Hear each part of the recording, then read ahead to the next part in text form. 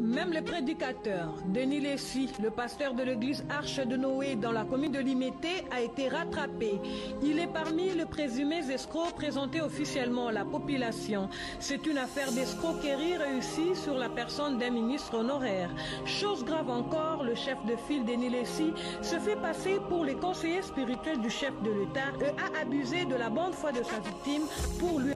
Un pasteur qui s'est converti en musicien. On ne sait pas si tu classé profane ou tout ça musicien chrétien. Là, on est tout dans le bateau aux artistes qu'on a dans l'église. Vous allez quand voter, vous allez éviter les fanatiques et les pasteurs ou comment. Internet, ils ont une date pour la JB, Internet, ils ont une date pour la Falina Ferré, pour la ligne dans un autre polémique avec les musiciens et encore une autre polémique, ils ont pasteur contre pasteur.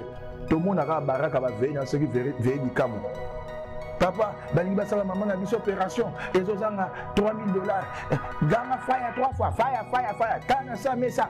Papa n'a mon nimbongo. N'a méca numéro 1. Les escrocs. Mais ça n'est de trop, papa. Ça n'est de trop, Denis Lessi. Ça n'est de trop. Dans le pétage, les premiers pionnistes, Nambogo et Zayu. Moi, je le dis aujourd'hui, dans le conseil d'émission, il y a encourager le mal. Quand tu te dis que moi je suis patron, Denis Lessi, tu es patron par rapport à quoi? Alors, on fait un délai, dans 1700, 15 000, dans la prison. Herbabé Banina Francis, oui, là, on a $200 dans l'accès à zéro. Un pasteur peut passer à la télé pour mentir. Les escrocs. Prenons l'exemple de John Defa, un ingrat. Il dit, pasteur, nous, au final, au pasteur, on va y. Bon, je suis ça, émission l'église la plus petite, c'est l'église de pasteur tout bas les gars. Et l'église de Denis Lessi. Bon, que les dimanches pour compter sur la ça. Je ne suis pas là pour régler. Et ça pour nos zones qui sont là. Les escrocs. 13 Pro TV, c'est la chaîne providentielle. Rien ne se perd, rien ne se crée, tout se transforme. Abonnez-vous massivement sur votre chaîne.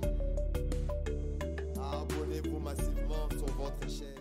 Mbote na balandinion situation 13 Pro TV, merci pour la confiance et fidélité au bossa l'Arabie so toujours tous à la sengo tant tous à liboso ya caméra pour na ko solo là pour na ko lobela bino pour na ko informer bino et ça l'Arabie so vraiment bien pour la présentation et zali bongo ngai ndeko na bino collabore c'est donc bo s'abonner massivement na chaîne na bino 13 Pro TV donc mukolo lelo toye un peu recadrer certaines choses.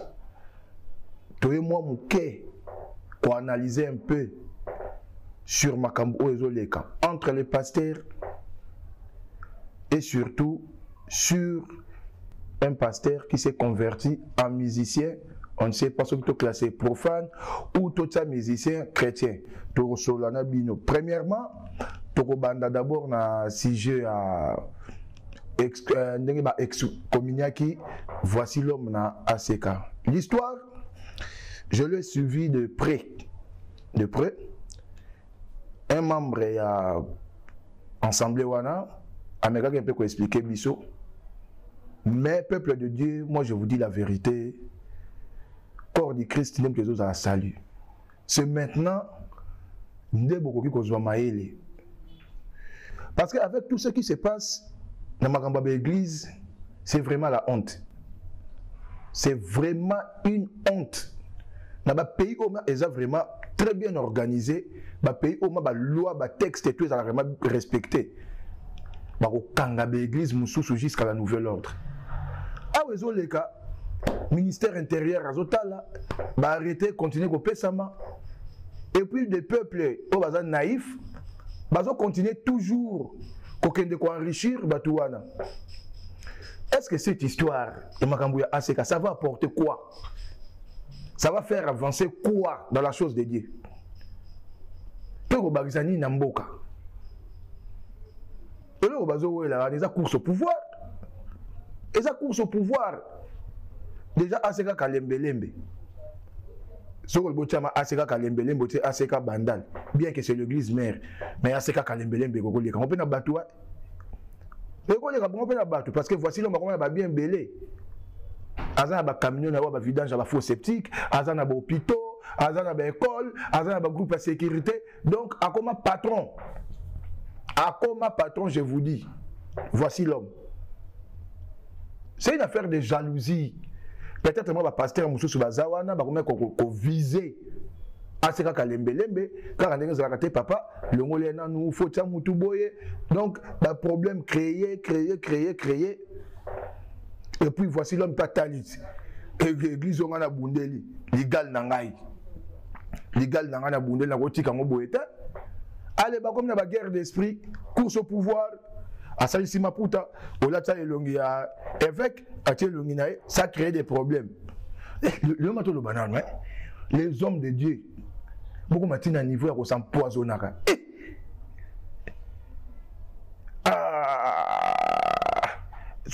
Je regrette.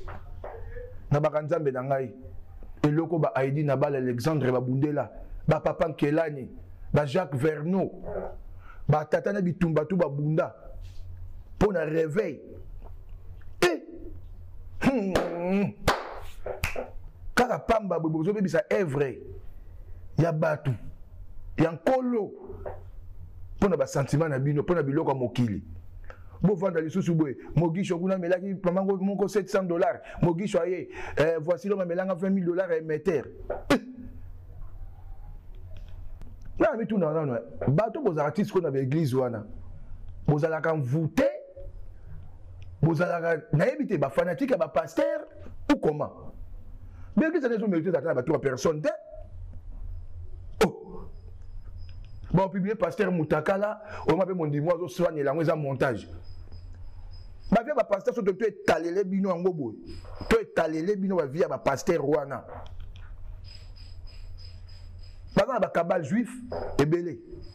Le cabal juif est belé, on a kota. Et bien là, nous avons 4 à 5 femmes, c'est leur vie privée. Mais,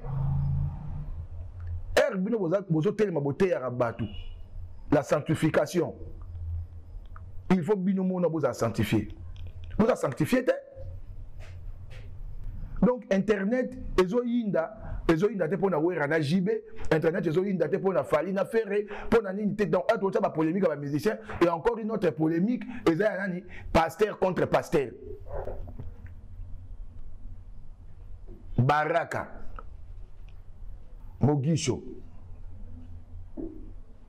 Tala Nalo la banque est à raté.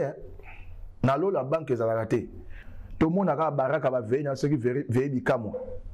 Papa, Balingi Basala maman a bis opération. Et Zozanga $3,000. Ganga fire 3 fois. Fire.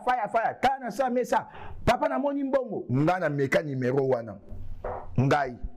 Na meka numéro ya Baraka on a en plein veille na wana soka salisaka. Na bi OK. Comme cet homme a bimis la mbongo. Ngai pe lokola na pe moto. Na na posa mbongo on expérimenté no bika mononga lobaka. Na benga première fois éteint. Mais batu bazo benga ba appelle les okota. Na bengi éteint na bi peut-être perturbation bani. Butu wana mobimba na zwa numéro na te. Et après veuillez musu na benga bayambinga nazota na TV na kanisi donc ndenge ba maman ba sanga ote ozotala eza veya kala les kaka na église ceux qui na venu ceux qui charpentier ceux qui na funa dilando siwana yaka au moins na parlement céleste na finga même mutu wana c'est bande des escrocs après l'équipe a 3 semaines dans mon même numéro ya bango wana ezobenga ngai oh frère nous avons appelé ce numéro, on a vision, ce qu'on a dimanche. Les escrocs, bande des escrocs, ils vont s'enrichir. Na kombo ya Jésus-Christ, na ndenga mabe. Na habité pe l'église. Bon, na moi ni monter à comité, mon bébé, faut pas suspendre Babylone ou Moussous. Vous devez vraiment arrêter. Il faut que ça mboko soni. Mboko ezo ka soni. Boulali bolamu ki bwe pou. Pasteur à se convertir. Un homme qui se prétend un prophète des nations. Lélo. tolali tolamuki afro-pétage. Au défendaka wati. Au défendaka wa. Pourquoi tu as un musicien? Au lobby non, moi ma mission c'est Arche de Noé. Bangungi bamagoro de tout bakota. Côté na to boyagité. Parce que le musicien au abeta la musique profane. Babinemi na binote. Baza bande ko na bino sauf que zaka banzela mungo bokabwana. Bon ba pona sous ba pe ba satanate et aussi des musiciens chrétiens. Parce que nous votons à musique chrétienne, votons à oh soi-disant, bango doit être la musique en Zambie, bango doit être la musique, bango doit être studio moro nandiaï. Il y a même balofombo, maestro lofombo. A bête la rappelé ba frère rebelle. Moko papi kako la to bête les groupe drum. Barabando quitté, to peut avoir catégoriquement raison. Tobino, il a raison. Il ne veut pas être hypocrite, mais ça n'est de trop papa. Ça n'est de trop Denis Lessi. Ça n'est de trop. Ça n'est de trop. Dans le pétage, non, wana. Au Betinsembo, afro pétage. Donc, à part mission Arche de Noé, nous avons quoi mission Moussou sur le afro pétage. Parce que vous pas pétaka, à ce film, vous petit bateau. Denis Les. Ce que ça va faire, nous tika comme Yesuko. S'il vous plaît, messieurs, hein, beau-frère, notre beau-frère Denis Les, parce que Bala, Maman Tina, il va y avoir des gens qui ont liboso na biso. Tout ça n'a pas réserve belé pour donner respect belé beau-frère. Mais tu dois arrêter. Tu dois arrêter. On ne se moque pas de Dieu. C'est dans la Bible aussi autant que dans mission. Autant que liste ma banque dans la Bible. Et Denis Lessi. Tu n'as niveau Robert à musique ya bongo. Donc à part mission Arche de Noé, nous avons appelé ça comme mission Moussoussou. Et Zali Robert à afro pétage. Soyez bien dans la tête de afro pétage na yo. La part de Dieu c'est quoi? Bakango makamuna ba escroquerie à aucun dolo après ndolo ba okio ma ba bimiso libanda OK Cameroun après quelques années au Cameroun Zongi na émission ya Perro un confrère Perro Louara olega ko lobani Nzambe a pesio mission au dévoiler ba secret ya mankiona o banda ko salema o yo moko po sala o yo moko po sala papa. Le premier maquilloniste, Nambogo Ezayo. Donnez-moi. Ndongo le baka, na sambela ki ebembe la muka, ebembango. Yé la bisoye, yé moka témoigner. Ko créer té. Ko créer té. Na lobisa ki mona moka baba, parce que na bi mutu place à Zulo biko, place à Rotikala. Seul mutonga mona mutali boma bika, soko longoli ba papa yedi na bala. Na yebi ka oya ebalembogi na veni mbanza boma, na mbinza. Na mona kuna na église na yewani za na mbinza village na mona ka kulutu moko za kana témoignaka akomaka liboma kendo sino bakisi na braza ba ina ipa balembonga bete coup de tête à quoi kao era la muki lobiko. Je mets en défi ba pasteur tout au boleka ba faux miracle na bino ba mankiona pour escroquer le peuple congolais. Les escrocs. Motuni pourquoi ils traitent les pasteurs escrocs? Oui. Baza d'escroc. Un pasteur a bandé l'église na misunayo. Ane l'autre côté, aime sa foutre l'anda kwa chambre ça on a moins sinaï. Après quelques années, pasteur a commis la 4 mapangu à son jeep et puis vous regardez comme ça, de bazole soka va espoir. 2014 années de miracles, autres comme Makala, 2015 années de gloire, autres qu'on est là autres comme mapa. 2022, et ça arné il y a persévérance. Papa, le baba a raté au leka, na maman to kende poto, to ça la collecte des fonds pour na babiller na biso, yo mo ndi momo na brazate. Après des genres de pasteurs comme Denis Les, tu peux soukoli, un homme conscient, au soukoli que l'église naïe. Moi je me demande, pasteur Denis Les sur le Canada va le baralou puta. Je vous dis vrai, il raconte des bobards et des mensonges. Il y a des cas à TV, la personne a point par point.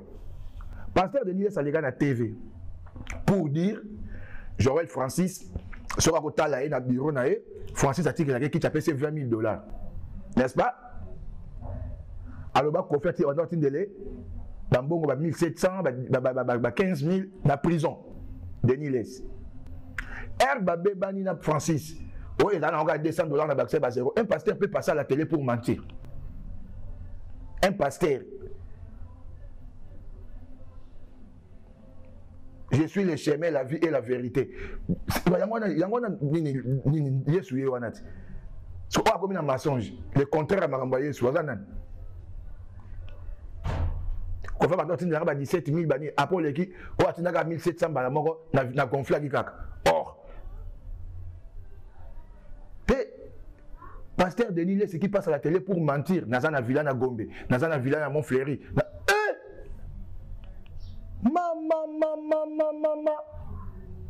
Pasteur Natunagyo. Qui a besoin de la villa na yo? Il y a Denis. Qui a besoin de la villa na yo? Ce qu'on a d'émission, ça n'est de trop dans ma campagne, ça n'est de trop. Hier, j'étais avec un homme de Dieu à Zayanayo. Je lui ai demandé, papa, vous avez un comité mogoté, vous avez un bengi saé. Vous savez pourquoi vous finissez ça boué? Pourquoi le niveau de nini? Papa n'a bibi loko moi na meleki makasi. Toko calmer. Moi je pense l'ancien ministre wana oyo liaka mbongo na ye. À boire que l'homme faut sortir, papa. Il y a Rose, il y a Roger. Botala, Kayande qu'on a vu nous dengazo kende na péri. On m'a dit bilom soubezaka.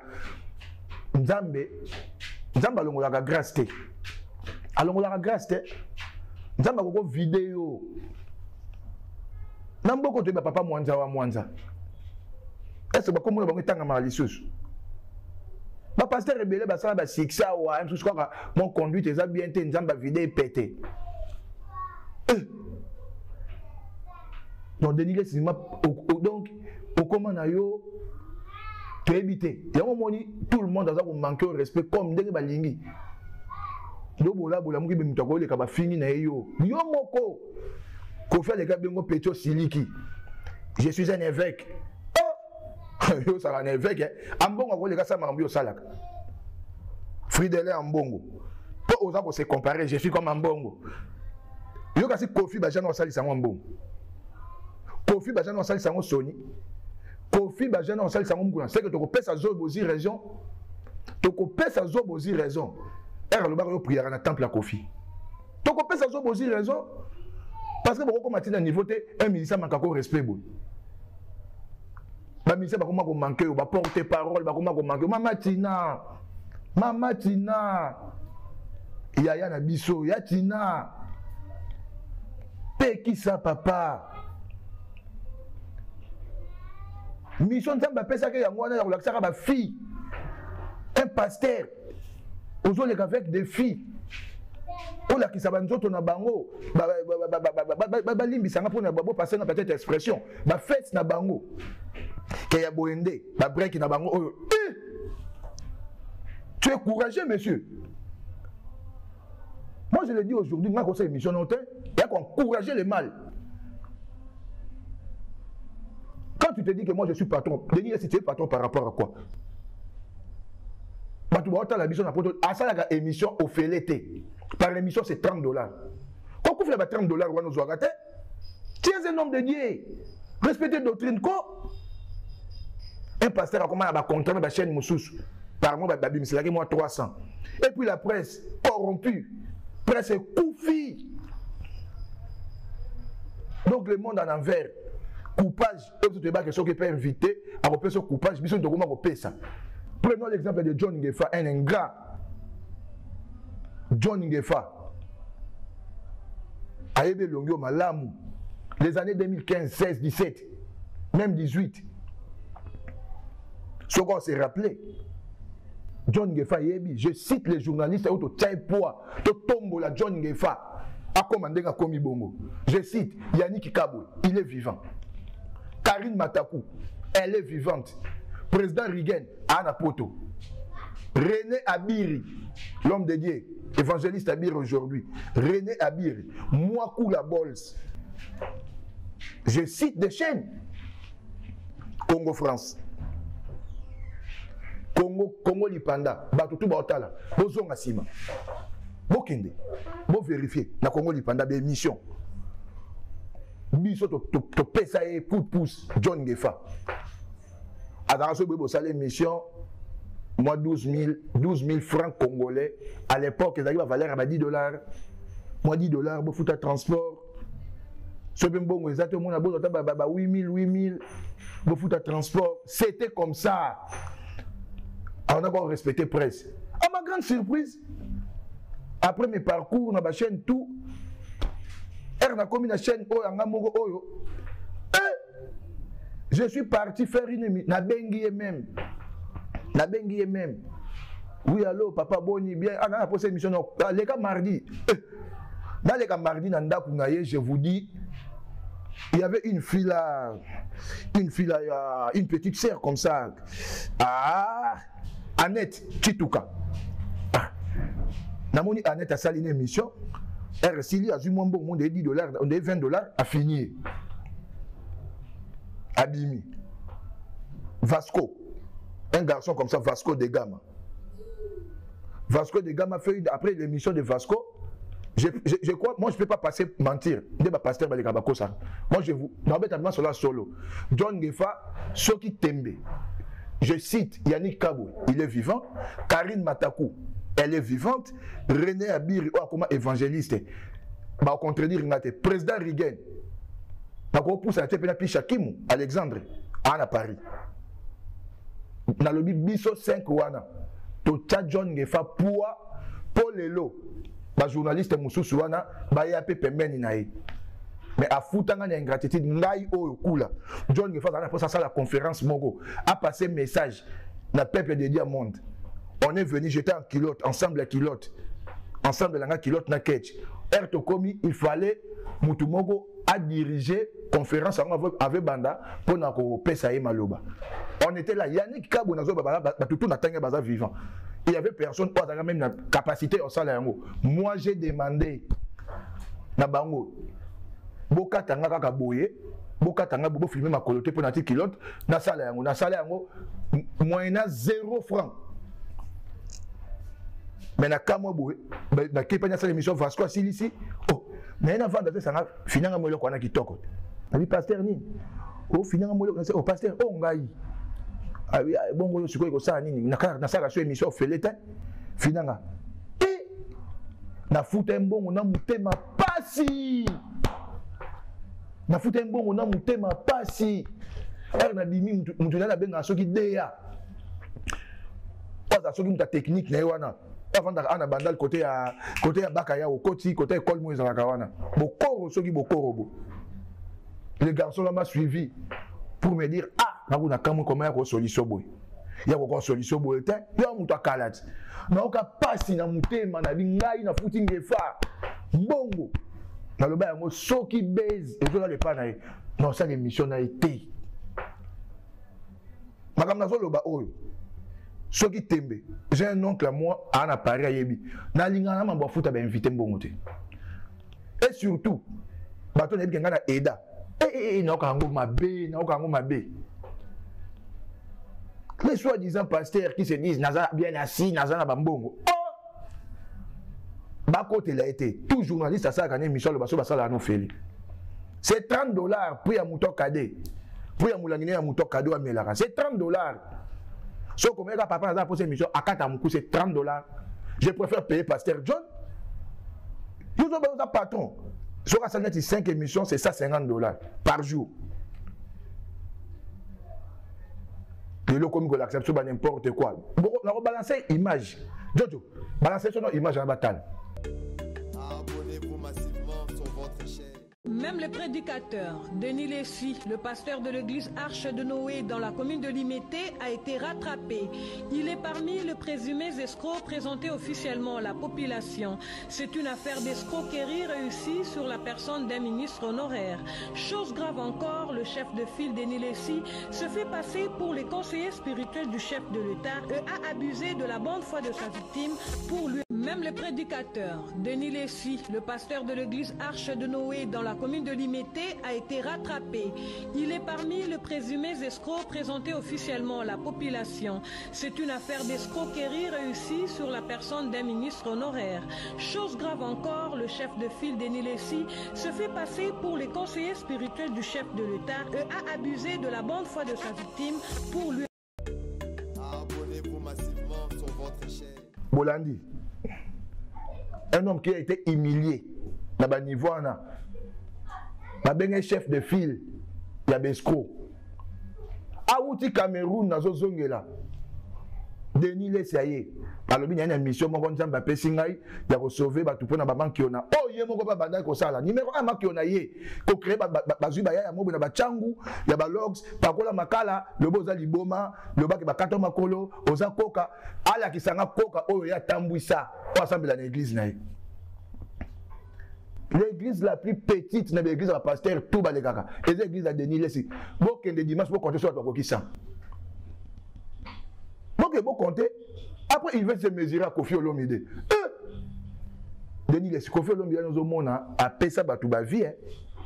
Pour le Belafali, il fallait passer par Kofi Olomide pour que Batmoukile Monaï. Donc, l'accent Moutoumou a passé par Yo, au Amata.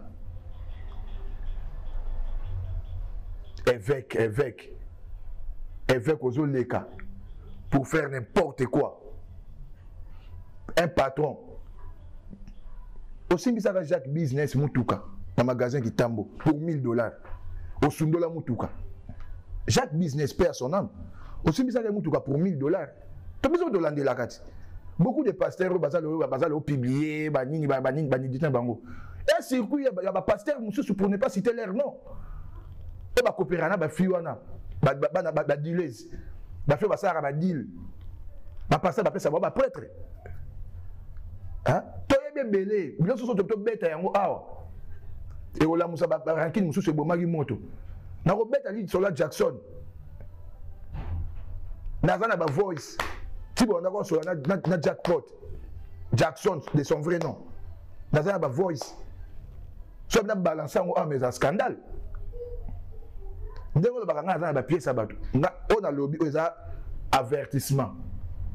Pour te dire, l'homme de Dieu, je ne suis pas contre toi, je te respecte. Je te respecte étant que beau-frère, étant que grand frère.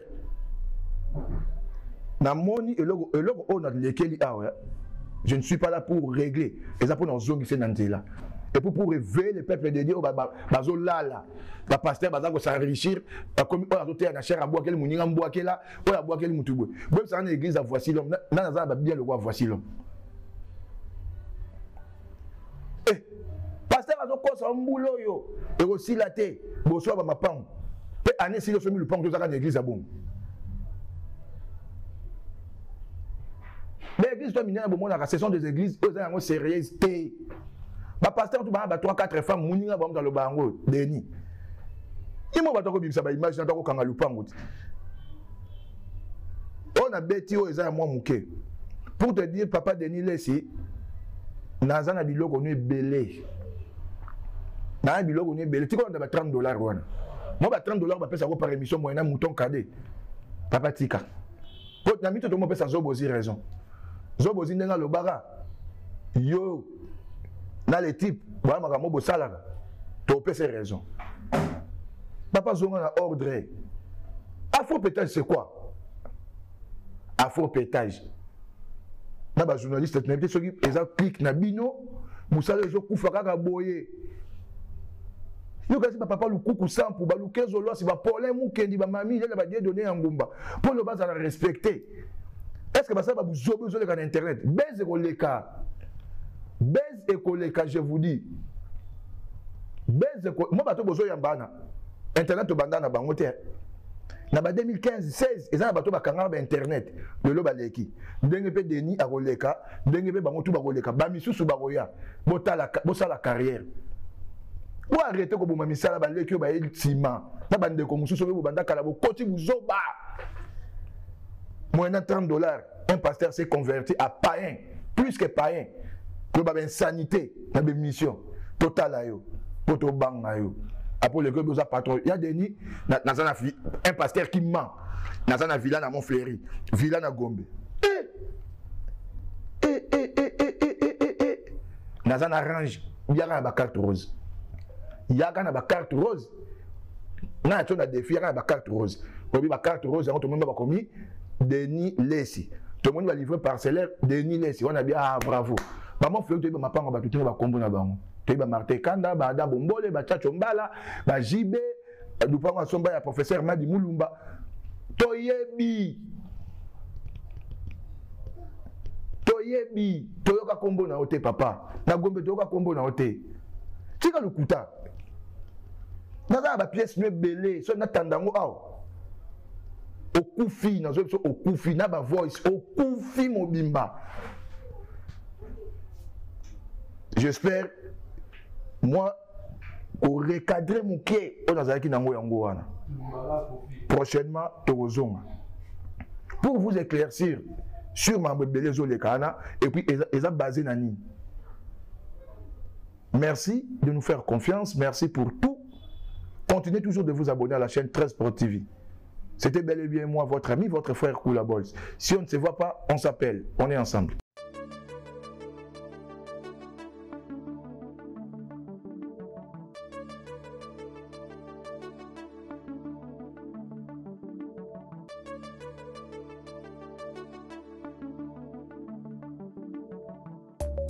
Pro TV, c'est la chaîne providentielle. C'est votre chaîne, notre chaîne.